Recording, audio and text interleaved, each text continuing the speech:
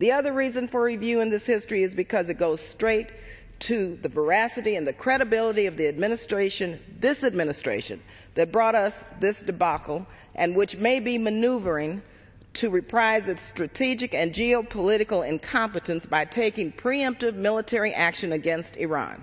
If you listen carefully, you can hear the same distant drum beats of a coming war with Iran.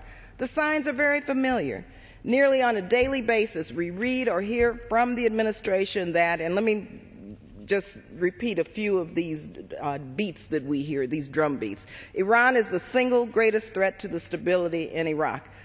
Although when I asked General Petraeus last week if Iran was in Iraq 5 years ago, he said they weren't really kissing cousins. I think that's what his comment was. No, Iran was not in Iraq 5 years ago. Iran is building nuclear weapons. Iran is killing American soldiers in Iraq, arming, training, and funding insurgents and terrorists. Iran is interfering with the peace process in the Middle East.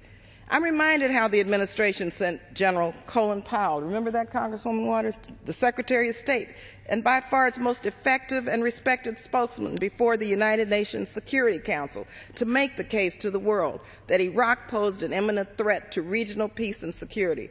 The case presented by General Powell accomplished its mission, but its factual foundation rested on falsehoods, misinformation, and speculation masquerading as evidence.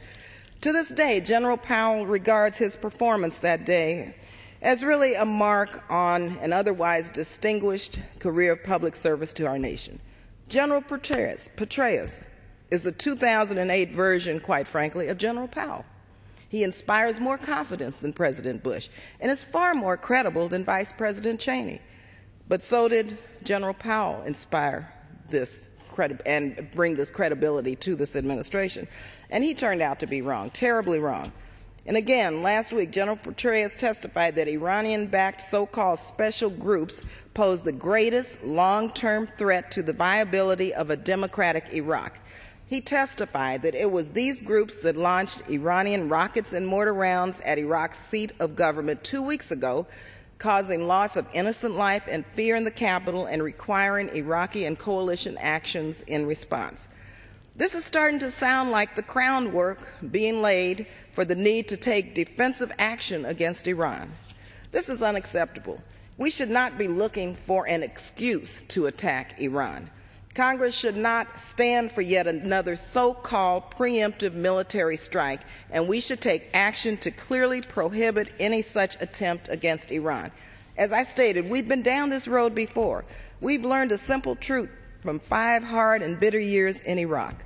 No unjust war ever produced a just and lasting peace. It has not worked in Iraq. It will not work in Iran.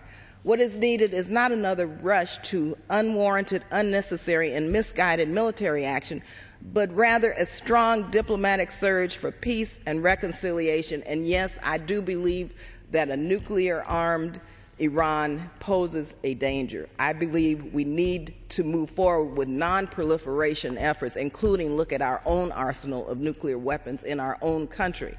Nuclear weapons should not be an option at this point, given the dangers of the world. So we need to address nuclear non-proliferation in the context of a strong diplomatic initiative. And one of the most important first steps we should take is to have direct and comprehensive and unconditional bilateral talks with Iran.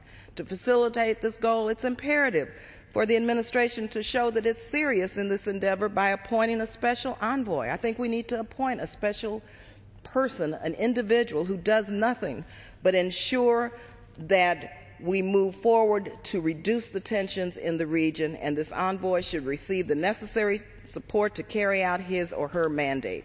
And so that's why I introduced H.R. 5056, the Iran Diplomatic Accountability Act of 2008. Among the other things, this bill directs the President to appoint a high-level envoy empowered to seek to conduct direct, unconditional bilateral negotiations with Iran for the purpose of easing tensions and normalizing relations between the United States and Iran. And no one says this is going to be easy, but we must start somewhere. The latest national intelligence estimate released last week, representing the consensus view of our 16 intelligence agencies, clearly indicates that Iran is nowhere close to having nuclear weapons capability.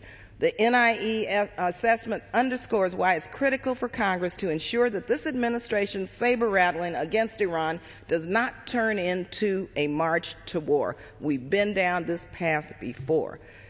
Madam Speaker, in conclusion, the last 5 years in Iraq demonstrates the folly of rushing off to start a war.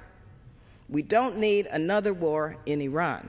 We need to end the war in Iraq and fully fund the redeployment of American troops so that they may be reunited with their families in the United States. And we need to use our funds to support them, protect them, and bring them home.